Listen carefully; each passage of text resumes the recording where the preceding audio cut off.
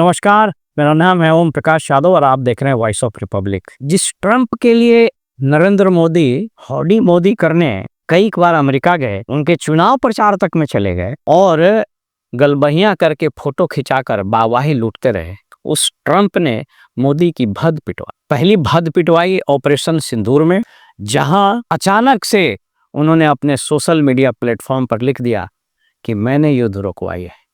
और मैंने युद्ध रुकवाई है, यह बात अमेरिकी अखबारों में भी छप चुका है कि कम से कम इन्होंने 30 बार कही। और मोदी सरकार और सरकारी प्रवक्ता बार बार बोलते रहे कि नहीं, ये बायलैटरल इशू है। ट्रंप ने वॉर रुकवा दी पापा।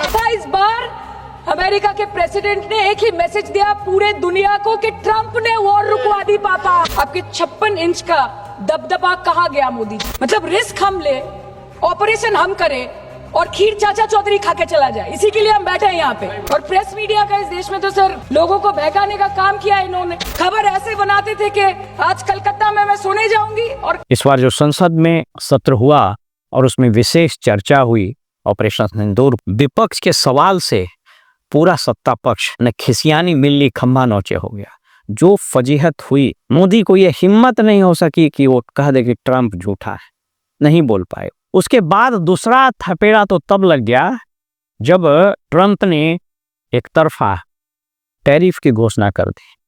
टैरिफ मतलब व्यापार, यहाँ से जो सामान जाएगा उस पर जो कर लगेगा उसको टैरिफ बोल। उसके कारण यहाँ के एक्सपोर्ट में गिरावट होगी।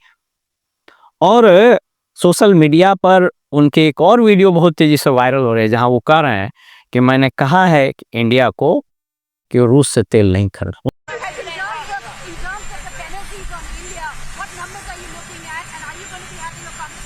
Well, I understand India no longer is going to be buying oil from Russia. That's what I heard. I don't know if that's right or not, but that's a good step. We'll see what happens. उन्होंने यह भी कहा कि India is a dead economy.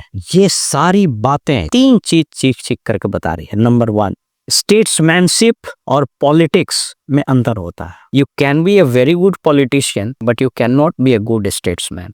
Modi ji बहुत शानदार politician है, हर छोटी चीज को इवेंट बना देते हैं। सामान्य सी बात है, किसी आयोग से चयन हुआ और उसकी नियुक्ति होनी, हर अपॉइंटमेंट लेटर देना, तो उसको भी ये बना देते हैं बहुत बड़ा जश्न। सामान्य सी प्रक्रिया है कि सरकार फंड रिलीज करती है और कंप्यूटर के क्लिक से चला जाता है बगैर शोर के। मोदी जी उसको भी इवेंट बना देते। लेकिन मोदी जी स्टेट्समैन के नाते बहुत बुरी तरह पिट गए अमेरिका के हाथ। तो ये पहली चीज है, you can be a good politician but you cannot be a good statesman at the same time। दोनों दो चीज है। पहली चीज, विदेश नीति एक कूटनीति है जहां आपके पर्सनल रिलेशनशिप किसी हद तक ही काम दे। ट्रंप से आपकी दोस्ती है या नहीं है ये मुझे नहीं मालूम है। ट्रंप आपको फोन करता है या नहीं करता है मुझे नहीं मालूम है। आप ट्रंप को फोन करते हैं तो वो फोन उठाता है कि नहीं उठाता है मुझे नहीं मालूम। लेकिन आपकी पर्सनल दोस्ती और दोनों देश के बीच की जो विदेश नीति है, दोनों में बड़ा अंतर है। इसलिए इस चीज में फर्क हो।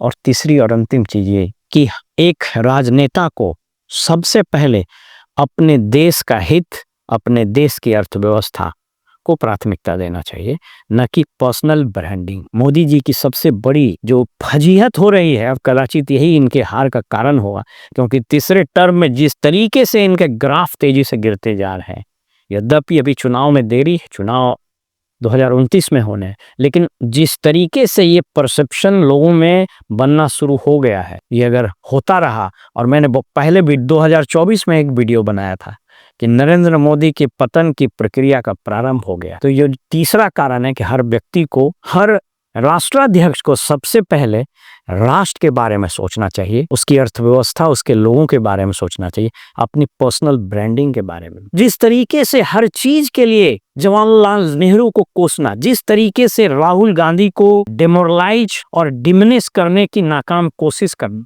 जिस तरीके से इनके संसद में जो सांसद है कई एक भाटगिरी पर उतर जाते हैं, जिस तरीके से जो गोदी मीडिया स्तुति गान करना शुरू कर देता है, अब इसकी हद हो गई है। अब ये सिचुएशन पर पहुंच गया। जिस तरीके से कहते हैं कि नींबू एक लिमिट तक ही निचोड़िएगा तो उससे रस निकलेगा, उससे ज्यादा निचोड़िएगा तो उससे फिर बदबू आएगी और उससे फिर खट्टापन आएगा। तो अगर नींबू को ज्यादा निचोड़िएगा तो स्वाद खराब हो जाएगा। और नरेंद्र मोदी ने अपने पर्सनल ब्रांडिंग, अपनी वाहवाही के लूटने के प्रयास में जो प्रक्रिया का प्रारंभ किया, वो प्रक्रिया अब सैचुरेट कर गया है। इससे ज्यादा अगर भांटगिरी सोशल मीडिया, इससे ज्यादा भांटगिरी अगर मेन मीडिया, इससे ज्यादा भांटगिरी इसके सांसदों ने अगर की तो उसकी भी वही फजीयत होगी जो आज नरेंद्र मोदी की हो रही है। इनके वित्त मंत्री इनकी फजीयत करा दिए, इनका विदेश मंत्री इनका फजीयत करा दिया।